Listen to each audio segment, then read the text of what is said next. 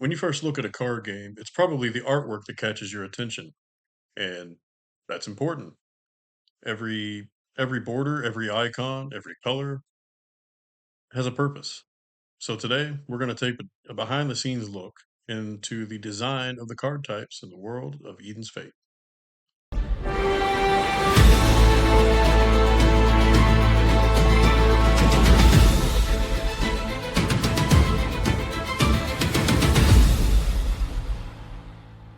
Over the last few weeks in these development journals, we've talked about designing the heroes and the realms and balancing all the cards.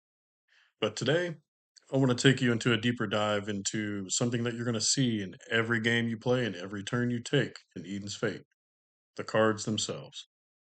Creating these cards is not about just making them look cool, making them catch the eye, making them attractive, but it's honestly about making them recognizable and unique and how they fit into the card game, giving each card and each card type its own identity.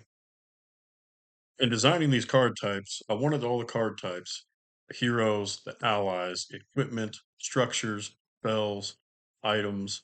I wanted them all to look different, but also not so different that they didn't look like it belonged inside the game, inside the same game, or even the same world for that matter.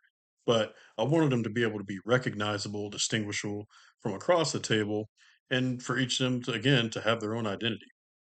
A few examples of that are the spell cards all have like a rounded frame to their artwork. Equipment have a uh, triangular border to their artwork. Structures are more square, and mythic allies kind of have like some gold on their bordering and trimming, where this just they're unique that way. They have their identity, and they're more distinguishable that way. And you can see what you're looking at and tell what you're looking at from across the table, and that's important. Um, some players may find it more important than others, but I wanted to be able to just make them easy to distinguish which card types you're looking at. All of these card types and each individual card themselves all have important information that should stand out immediately to players when they're looking at them in their hand and also when they're seeing them on the battlefield and in play. Every card in the game has a cost placement, its realm symbol, the stat box, the abilities box, the effects box, what the card does. A player should be able to see that important information immediately and recognize it. Also, in designing these cards, card types from each realm in particular, trying to go with a theme for each. Each realm has its own color, yes, but also I wanted to put a little bit of a theme from each color onto the bordering of all these cards. So Fire S kind of has like a cracked lava kind of look to it. Mistra kind of has like the waves. Evergreen has like some overgrowth, earth type, earthy feel to the bordering. So just wanted to add so that it's just more flavor into the identity of these realms and the card types. In designing all these card types, the templates have gone over and over and over and over again through a lot of revisions until I kind of found what fit, what flowed, what looked right for Eden's fate in the world of Eden. It's been a bit of a process, but that's the whole point of this is being able to put my own spin into the world of Eden, but also just into this card game and let my creativity just flourish and bleed right into it. And these card types, the templates, they weren't uh, it wasn't like a one hit wonder. It's been a process, but it's been fun and interesting and a learning curve to see how these things change over time and adapt. Um, and just when I finally kind of see what feels good and what feels like Eden's fate, and the artwork and the themes that go into these cards and card types. For example, week or so ago had on the card of the week was Rotham's Vengeance. If you saw that, you saw the Rotham's Vengeance. It is a spell card from the realm of Thorn, and basically, it just if you lose an ally in that turn, you're able to destroy an ally or structure of your choice. So not only if you lose an ally, you get to make somebody else lose something, but a player should easily look at Rotham's Vengeance and really to see and feel the identity immediately of Thorn and how it plays.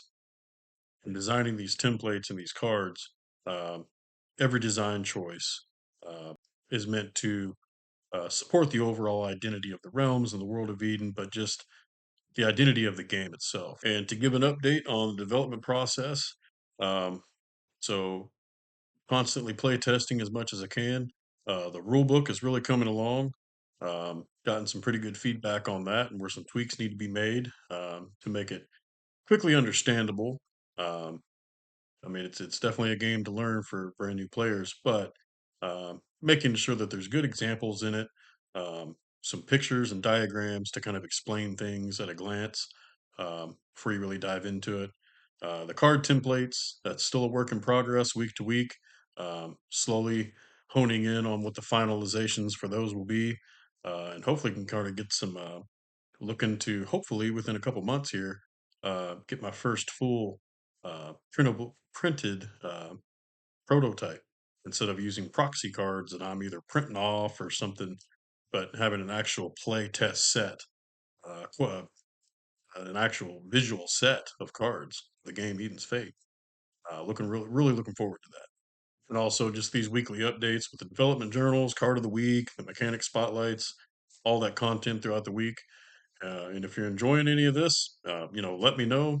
In the next episode of the Development Journal, I'm going to take a little bit of a deeper dive into the play testing and the things that you can start to learn when you talk with people and you play test and the cards really start hitting the table. Um, and that's when you start to learn a lot more about the creating and the design processes of this card game. So if you've been here the whole time, glad to keep that you keep coming back and checking out these development journals and the process as a whole, designing this card game. And if you're just now joining me, glad to have you. Thanks for joining me on this journey while I develop this card game. And I'll see you next week on the next episode of the Development Journal for Eden's Fate. Thanks.